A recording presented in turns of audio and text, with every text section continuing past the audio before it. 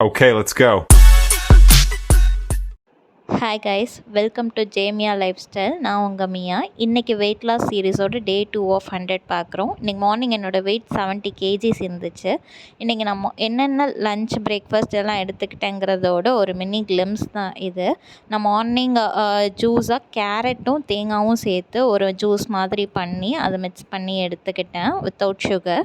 And for பிரேக்ஃபாஸ்ட்டுக்கு சத்துருண்டை மாவு உருண்டை பிடிச்சி அதுதான் இன்றைக்கி பிரேக்ஃபாஸ்ட்டாக சாப்பிட்டேன்.